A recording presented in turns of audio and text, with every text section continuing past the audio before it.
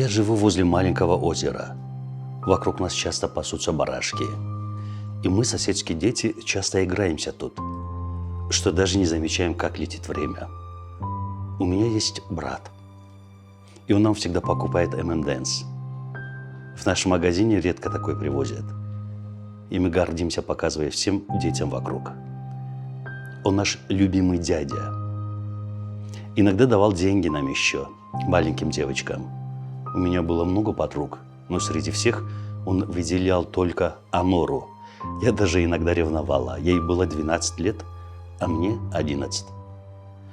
Как-то летом все дети играли возле озера. Брат подошел к Аноре и что-то ей сказал. Спустя некоторое время она ушла за сарай. Чуть позже я пошла туда и увидела, что на старом коврике лежит Анора без сознания, а над ней мой брат. Я испугалась, развернулась и убежала. Тем же вечером сказала маме, что боюсь брата, но не сказала почему.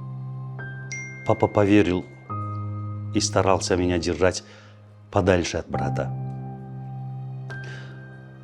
Анора потом перестала с нами играть и всегда плакала. У нее всегда были синяки. Другие дети издевались над ней. Она потом пропала, а через год вернулась, и у них был уже братик. Все соседи говорили, что Анора родила этого ребенка. Сейчас мне уже 17. И я понимаю, что тогда происходило.